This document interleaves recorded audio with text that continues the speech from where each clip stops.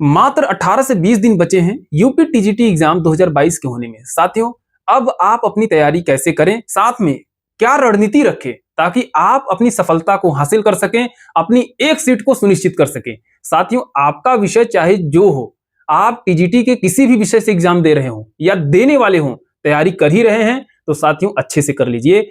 आज इस वीडियो में मैं आपको ऐसे 3 स्टेप्स बताने वाला हूं।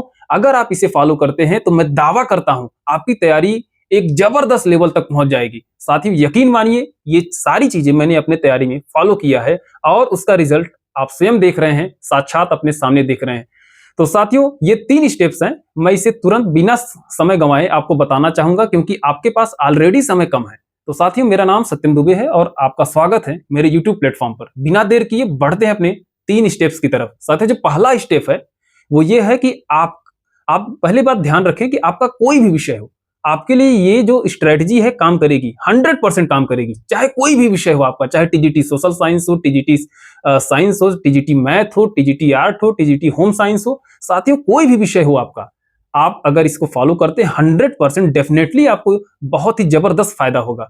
साथियों, जो पहला स्टेप ये काम करना है कि आप ये ध्यान दें, खासतौर पर पीवाईक्यू से ही ध्यान देंगे कि किस टॉपिक से आपके सिलेबस के, आपके विषय के सिलेबस के किस टॉपिक या फिर कॉन्सेप्ट से ज्यादा प्रश्न बन रहे हैं और हर वर्ष प्रश्न बन रहे हैं।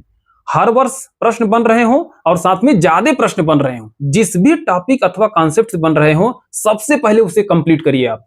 अगर आप उसे अच्छे से समझे हैं पहले, तो आप उसे अच्छे से रिवाइज कर लीजिए अभी। अगर आपने पहले एक बार पढ़ा था, अभी याद नहीं आ रहा है, तो आप उसे अच्छे से और समझ लें और साथ में 1-2 बार उसे रिवाइज कर लें। यही काम आपको करना है पहले स्टेप में। साथियों, इसलिए मैं कह रहा हूं क्योंकि आप देख रहे हैं पैटर्न बदल रहा है।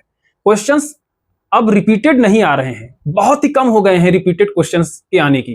तो क्या काम करना है कि आपको यही जो मैं बता रहा हूं पहले स्टेप को फॉलो करना है। साथियों, अगर आप ये फॉलो करते हैं तो क्वेश्चंस चाहे जहां से बने, क्वेश्चंस चाहे जिस भी लेवल का बने, क्वेश्चन चाहे जिस भी पैटर्न से बने, आप 100% उसे क्रैक करेंगे, 100% उसे सॉल्व करेंगे। साथियों, क्योंकि क्वेश्चंस जो बन रहे हैं वो सिलेबस से ही बन रहे हैं, कहीं आसमान से नहीं लाए जा रहे हैं, कहीं दूसरे ग्रह से नहीं लाए जा रहे हैं, दूसरे प्लैनेट से नहीं लाए जा रहे हैं, उसी सिलेबस से बन रहे हैं, थोड़ा डीपली बन रहे हैं। क्वेश्चंस का लेवल थोड़ा सा हो गया है। तो ध्यान दीजिए, आप क्या काम करेंगे, वही पूरा जो सिलेबस है उस सिलेबस के उन टॉपिक्स को पहले रिवाइज करेंगे, उस कॉन्सेप्ट को पहले रिवाइज करेंगे, अच्छे से समझेंगे। जिससे ज्यादा प्रश्न बन रहे हैं, हर वर्ष ज्यादा प्रश्न आ रहे हैं या फिर हमेशा पूछे जा रहे हैं उस टॉपिक से, सबसे पहले उसको कवर करेंगे। दूसरा साथियों स्टेप ये फॉलो करना है, पीवाईक्यूज को सॉल्व करना। पीवाईक्यूज को आप सॉल्व करें। पीवाईक्यूज यानी पिछले वर्षों के प्रश्न। आप केवल और केवल देखिए 18 से 20 दिन बचे हैं, ऐसा नहीं है 6 महीना 3 महीना बचा हुआ है कि आप युद्ध या घटना चक्र की बुक उठा लिए और सॉल्व कर रहे हैं 5-6-7 हजार प्रश्न। इतना समय नहीं है। तो आप क्या काम करेंगे, केवल और केवल यूपी टीजीटी, आपके विषय के यूपी टीजीटी एग्जाम में जितने भी प्रश्न अभी तक बने हैं सॉल्व कर ले जाइए। समय बचता है तो उसी विषय के आप पीजीटी स्तर के प्रश्न सॉल्व करिए।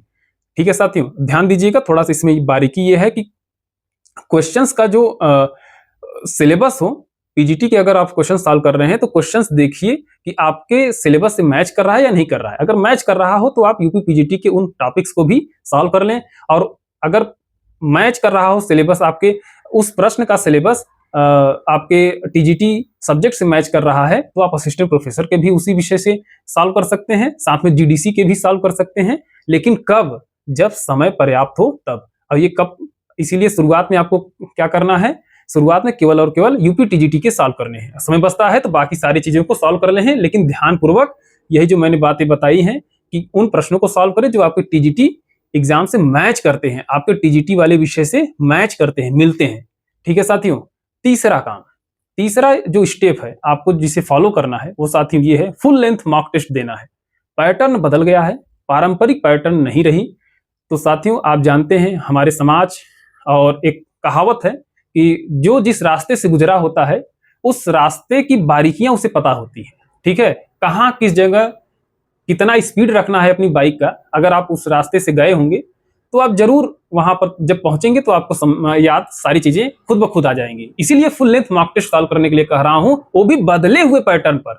यानी कि बदला हुआ पैटर्न साथियों असर्शन रीजन, उसमें कथन कारण और कथनों पर आधारित प्रश्न हो, कथन कारण पर आधारित प्रश्न हो, कॉन्सेप्ट वाले प्रश्न हो और मिलान करने वाले प्रश्न हो। ये सारे प्रश्न अगर आपके मॉक टेस्ट में हैं तो याद रखिए कि ये मॉक टेस्ट आपका ठीक है।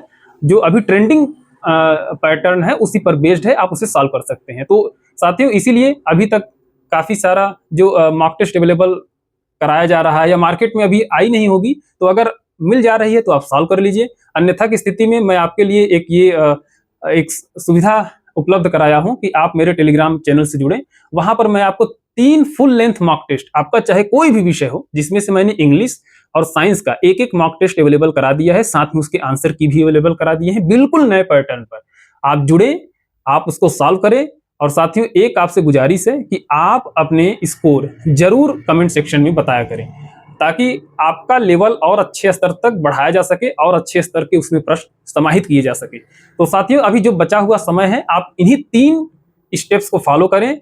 आपको यकीन नहीं होगा कि आप कहां से कहां पहुंच जाएंगे। तो साथियों इसी के साथ बढ़ते हैं अपने वीडियो के समापन की तरफ। अगर आपको ये वीडियो अच्छी लगी हो तो जरूर इसे लाइक एंड शेयर करें। साथ में अगर आपका कोई समस्या हो, कोई क्वेरी हो, कोई प्रॉब्लम हो, तो आप इस वीडियो के कमेंट सेक्शन में पूछ सकते हैं, या फिर आप मेरे टेलीग्राम चैनल को ज्वाइन कर ले। वहां पर्सनली आप मुझे मैसेज के द्वारा पूछ सकते हैं, मैं उसका रिप्लाई 100% देने की कोशिश करूंगा। साथ ही थोड़ा समय का अभाव रहता है क्योंकि ऑलरेडी सर्विस में है, लेकिन मैं कोशिश करता हूं कि हर एक कमेंट को पढूं और उसका निराकरण करूं, उसे 100% रिप्लाई उस कमेंट का दे सकूं। साथियों इसी के साथ मिलते हैं अपने अगले वीडियो में, तब तक के लिए नमस्कार।